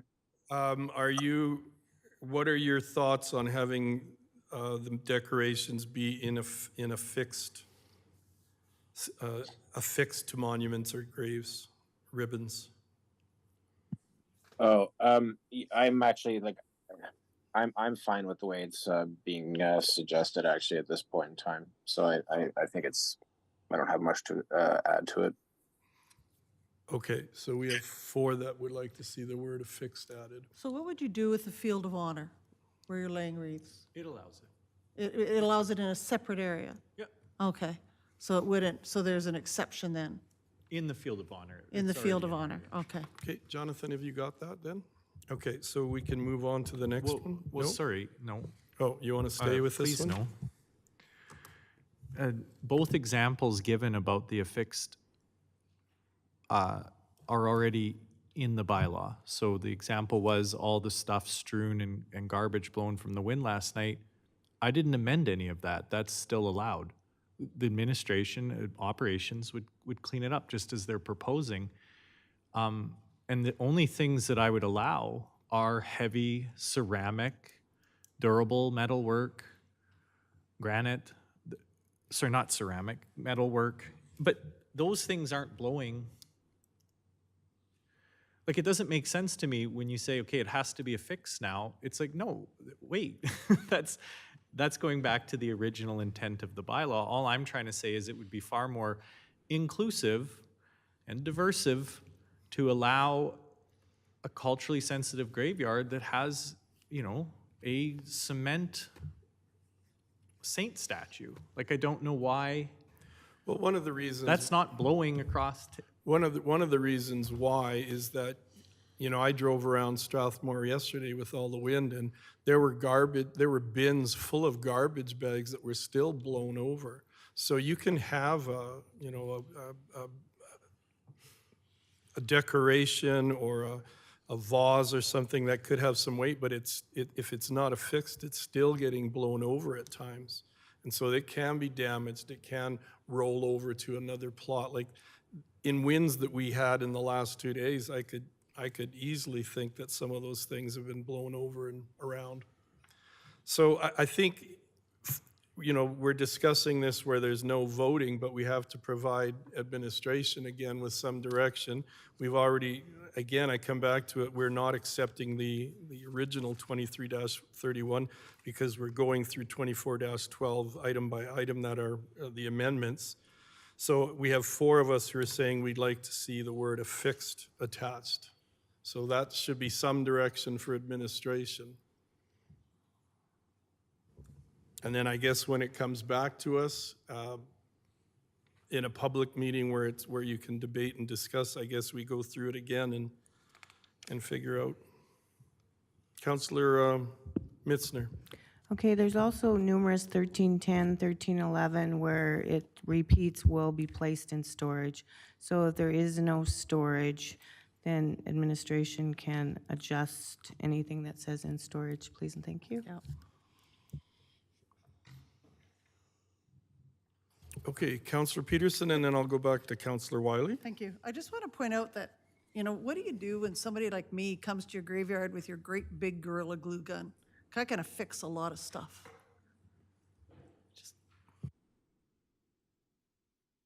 Councillor Wiley. So 13.12, bottom of page 47. Again, I've been arguing it shouldn't be affixed, but what 13.12 does is it still allows administration to remove any seasonal items. So I made very few changes. I just said it didn't have to be on new monuments. So let's say my grandpa's a World War II veteran, but he's not in the Field of Honor, and I want to lay down a wreath on Remembrance Day. If 13.12 says, as administration is recommending, it has to be placed on the monument. And so all I'm saying is, yeah, I agree, within a week after, they can come in and remove it.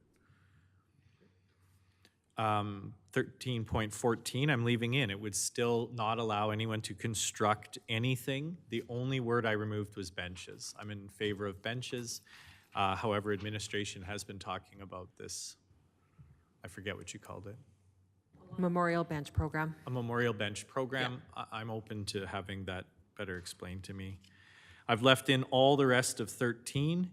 13.20 again is just about. Sorry, could we go back to 1314? Yeah. So by taking out benches, that means people can just bring in benches, does it not? Yeah. But isn't that really problematic? Isn't that one of your biggest problems, are the benches around the cemetery? Yes, but I think we should further clarify that in the bylaw to address the memorial bench program, and that if people do want a specific bench that's unique to themselves, that we will work with them to allow that. It just is the town will work with them on the placement of that bench so it works for both parties. So in that case, I would like to see benches stay in, because then you can't just do a bench. You would get advice and support from you folks to follow the memorial bench program. But taking out benches would give way more latitude towards someone putting in a bench, whatever kind of bench they want, wherever I think we they could want. just enhance that 1314 to address the memorial bench program. Sounds good. Councillor Wiley?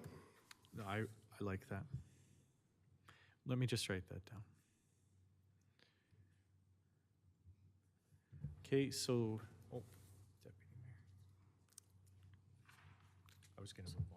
Oh, sorry, just one small thing.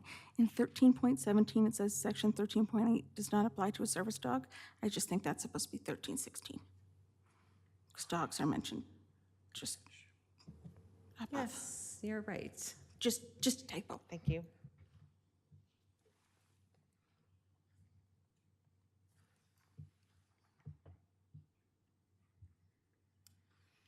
Um, 1320, again, is my desire not to have things affixed to the headstone, so if that's not council's will, then that will end up going back in, but it still allows for broken things to be removed, of course, but this is, yeah, so moving on to 13.22.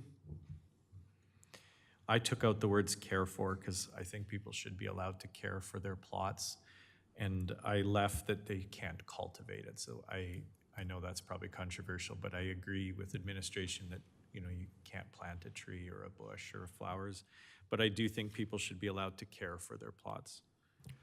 Councillor Montgomery, Councillor Wagoner. Sorry, and like I say, this is one that I was fine with, but no person shall care for or cultivate. When we were on our tour, was there not specific issues, and I forgot, was there not specific issues for caring for where you're saying people bringing in, and I honestly, I can't remember was it water stuff, but they were bringing in stuff for to care for it, which kind of went outside the realm of what your operations people were doing, and there was conflicts or There was issues? some conflicts, yes. What I would recommend is if we are going to allow people to care for a plot, we need to clarify what care for means. I do know that the city of Calgary does allow people to care for a plot, but there's no definition in their cemetery bylaw that defines what care for means. So I could certainly address that with them, and unless you guys have ideas of what you think care for looks like. I mean, if somebody wants to come and water the grass on their plot, put some fertilizer, I don't really see a problem with that, right? It's already happening there. We saw that. It's some of them that are built up a little bit too high. You know, right now they look great. But what I'm worried about is kind of what showed you in that picture of the birch tree where the person had planted the shrubs, that when other people pass on and then, you know, that impacts our maintenance and, you know, could cause some problems in the cemetery. I mean, I would say that it would scalp the grass, that sort of thing, right? And that would not be what our intention would be at all, but it would be hard to get around that. Yeah, may I? Yes. So even though I did receive feedback from residents that said they would like to be able to cultivate and plant things and plant flowers, I agree with operations on this. I can see where that's a compromise we need to make to keep maintenance and operations low. But the care for part, I don't think we need to clarify at all. It doesn't say you may care for your plot, it just says you may not cultivate. That's how it would appear. So it doesn't say one way or the other about care for. But if this bylaw goes forward as is, somebody couldn't actually come out and fertilize and water that plot.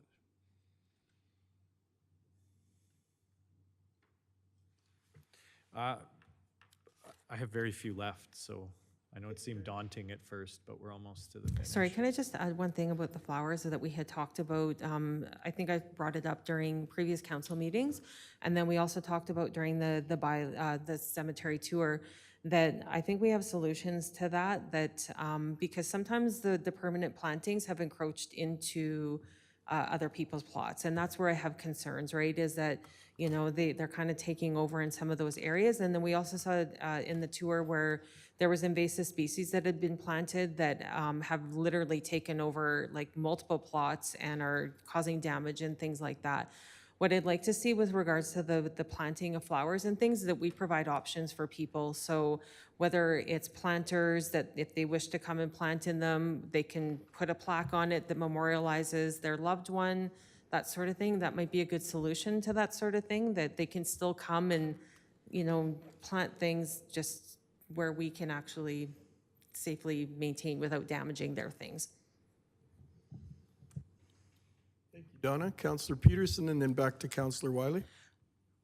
So I think, you know, what we've talked about in terms of Friends of the Graveyard, you know, if people couldn't or didn't want to or lived far away, you know, there are all kinds of reasons, but they wanted exactly what you're describing, that's something that they could pay for, and it could be done, you know, and hopefully without causing additional work, stress or money to operations.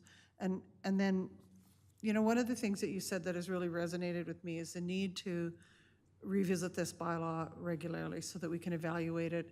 And I heard what you said, and I really, really agree to that. And that's why I'm more than willing to hear Councillor Wiley out on every one of these things. And I really appreciate how your interpretation of the graveyard and your understanding in many, many cases have meshed with his research and the research they've done, and I really appreciate it.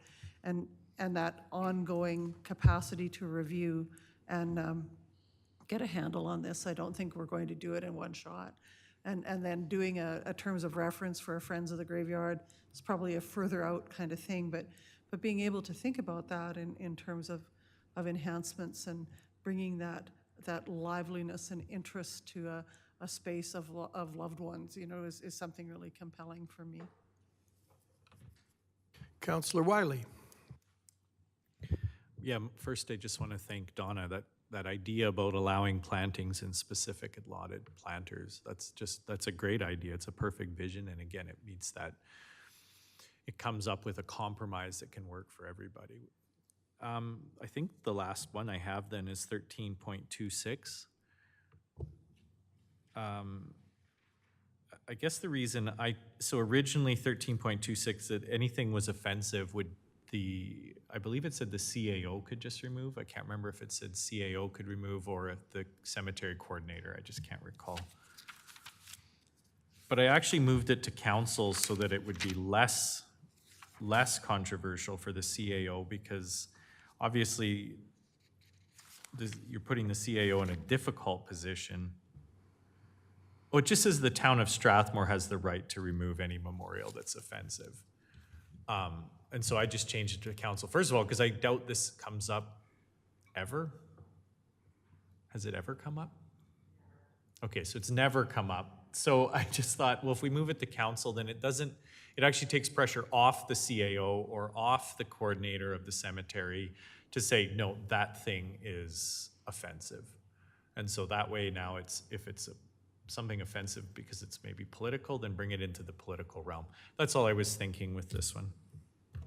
Councillor Mitzner. I would like to see it left to the discretion of the cemetery coordinator. I think by bringing it to the town council, you're creating a public issue. Thank you. Thank you. Deputy Mayor Langmaid. I'm also in favor of leaving this with the town to decide. Council, you don't move terribly quickly sometimes, and some things are very obviously offensive. You don't need me to tell you that a gravestone in the Field of Honor that's had a swastika painted on it is offensive. That's obviously offensive. You don't need council to tell you that that's offensive. And on top of that, councils are an ephemeral thing. We are here one day and potentially gone the next with an election.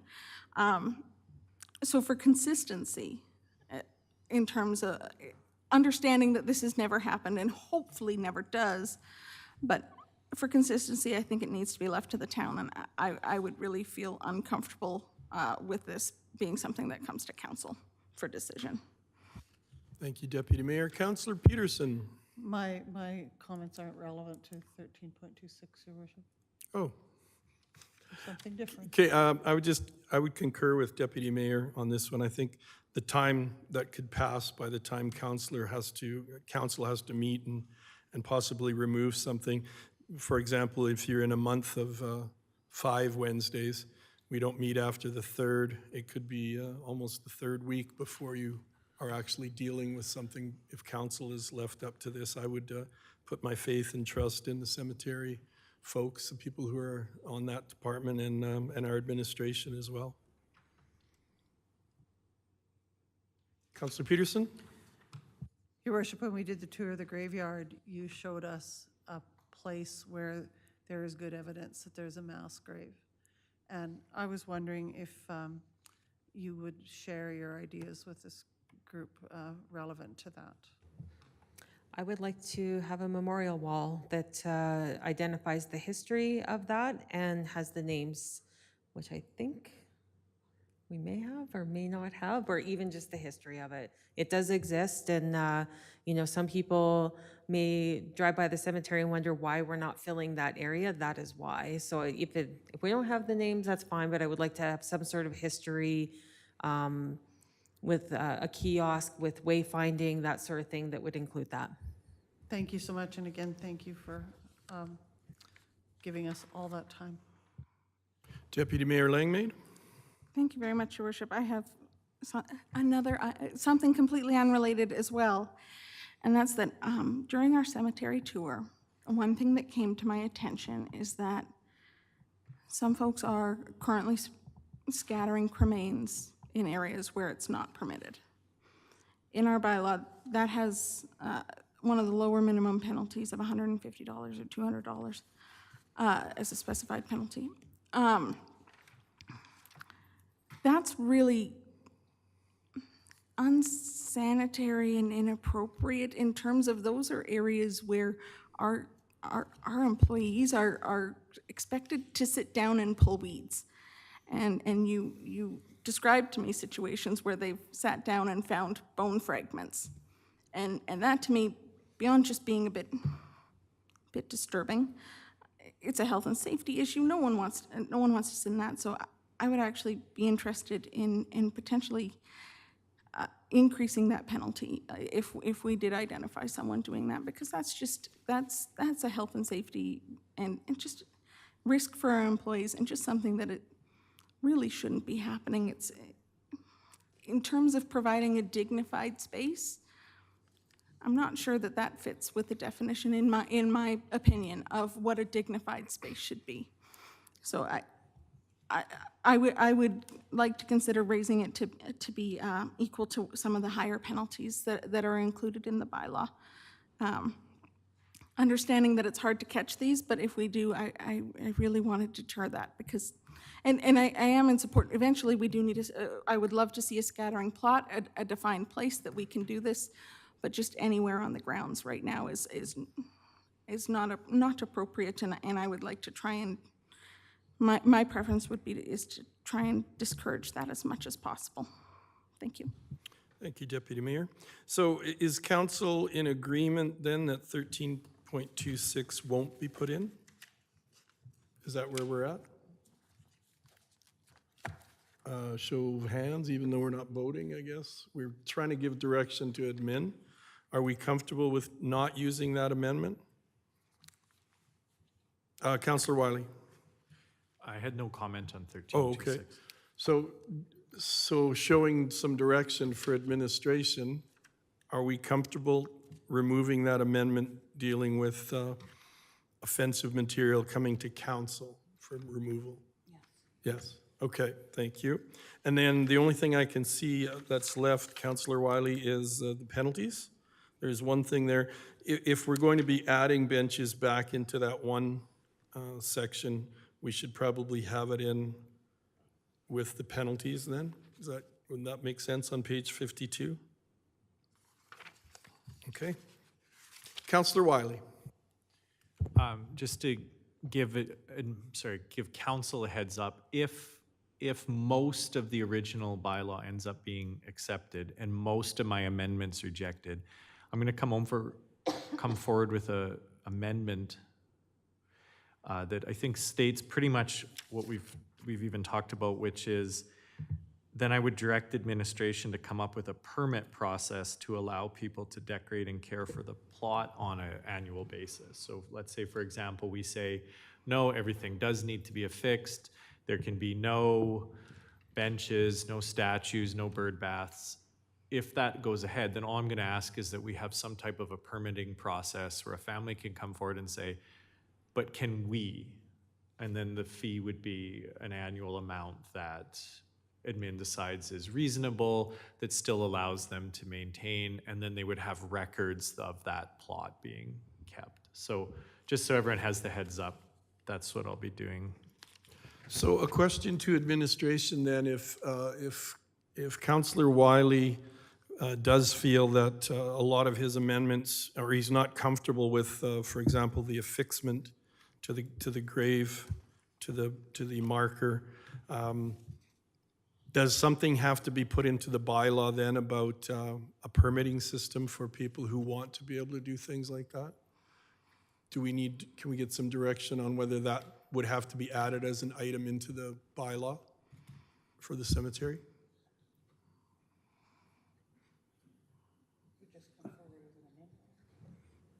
Well, I think permitting system is really a how, right? Like administration would determine how to make this happen, I guess. Okay, thank you. Deputy Mayor Langmaid. I just want to comment on the permit system because I've spent a lot of time considering that one, and I really liked the idea of it, but from a cost and effort perspective, the fact that, you know, we would need to have a full-time person on this, at least one full-time person on this to manage permits, do yearly renewals, follow-up. That is I would need to see some cost impacts on that before I could support. Thank you. Thank you. Are there any more comments about the cemetery bylaw number 24-12, which I think Jonathan has taken copious amounts of notes on, and that'll be coming back to us. Jonathan, do you have a date when we'll be? I should remember from our agenda planning meetings, but I don't. Thank you, Your Worship. So what we're hearing is bylaw would like to, council would like to proceed with the second version of the bylaw 24-12 in your agenda packet. So I think what administration would probably do after this is just kind of confer and discuss what the timeline would be like to incorporate all those potential amendments, to review the tape as well at this meeting, and then we can get back to you with a schedule when this bylaw can get back to council for consideration. Okay, thank you. Any further comments on the cemetery bylaw discussion number 23-31 and 24-12? Can you? Oh, normally we don't have any speaking at committee of the whole, but I have as a chair the option to do that. So if you folks would like to make a comment at the back there. Sure, right at the microphone. Donna, again, thank you, folks.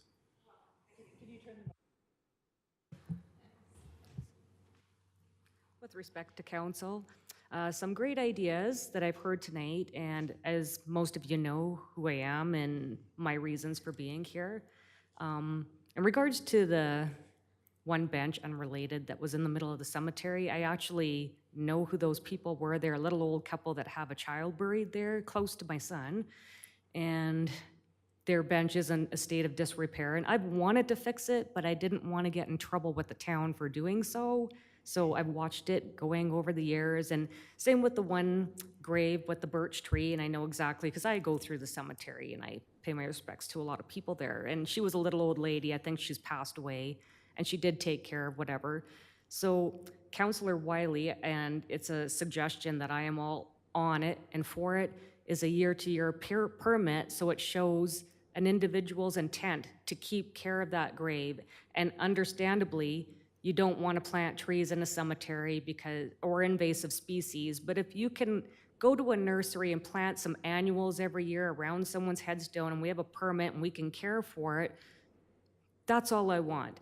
As a mother, I want to care for my child, and I do a wreath and I asphyxiate it into the ground with a wreath hanger, and I wire it because of our monsoon season in Alberta. So if things are fixed properly, I don't see it as an issue. I go every day, so I'm aware of the damage and destruction that's been caused and all the flowers going around. Not one off my son's grave is gone because I fixed all of it with wire and a wreath hanger and stuff, and I've been diligent about it. All I'm asking as a mom is to be able to have that right to take care of my son in death as I have in life. For me, it's a huge thing. If I can have a permit, I would gladly pay for it. If I can put a headstone on each side to make sure that my husband and I can be buried on either side of my son, that's all I care about. Do I get a headstone so I can hold on to those spots because I want to be buried next to my child? It haunts me. I have lost so much sleep over this. I can't even explain to you, and I'm trying to be eloquent in my speaking and not be emotional. All for the permit. And if I have to put a headstone there to show that my intent is to be buried there, I will do so, because I know we spoke with Councillor Langmaid about that issue and some people not following through with buying their plot and then move away and whatnot. I would put a headstone there tomorrow if I knew that I'm going to be buried next to my child. My intent is there. So I don't know if you have anything to add. And also what Melissa commented on, that you'd need another person to take care of all the permitting. I don't think so. That's very simple. We can do that at your Tax? office right here. Even Very, at very tax simple. time would be. Yeah, it wouldn't be any extra work for you guys. One piece of paper. And it brings in a little extra revenue. Like Yeah, for me, revenue. understandably with my son's grave, and I know because it was up there. So I know I'm an example. I understand that. And there is solar lights, and I'm going to say this, and he would hate me for saying this. My son was afraid of the dark. And he hates me. I know he's mad at me for saying it, but for me, it's a huge issue. And I surround it with solar lights, and I replace them usually once a year because I don't want it looking decrepit and unseemly. I would care for both plots on either side, so it doesn't make the town extra work. You know what I mean? Like, I don't know if I'm making myself clear about this. One more but- comment I'd like to say, you're overcomplicating this on an old cemetery. You should not be able to change the bylaws when existing plots are there, and you can't change that anyway with changing the bylaws. You're making it overcomplicated. You'll be liable for litigation from people, I'm sure of it, in the future. If you complicate it and upset people, they'll figure out ways to litigate it, and not in a good way, so. Well, and at any rate, I would like to have amendments put in place, especially with the permit issue. I think that would be great. And again, I understand limitations on plantings because it does become problematic. I understand, I see it. And there was people planting trees where they shouldn't have, and trees are a no-go. They shouldn't be allowed, period. But if you're planting annuals that come out of a nursery, I don't see a huge issue as long as you have a permit and you're caring for it and you're And not it's on making, your plot. you're not making extra work for the town because no one wants that. They Thank don't you. need the extra work. Thank you for your comments. Thank you very much. So we move now to an item that's been moved to the in-camera portion. So I'll need a motion to go in camera to deal with the property tax rate strategy, advice from officials, FOIP section 24(1)BI. A motion to go in camera, Deputy Mayor Langmaid. Thank you. I'd like to move that council move in camera to discuss items related to section 24(1)BI of the Freedom of Information and Protection of Privacy Act at 7:35 PM. Thank you. All in favor? Aye. And we're going in camera at 7:36.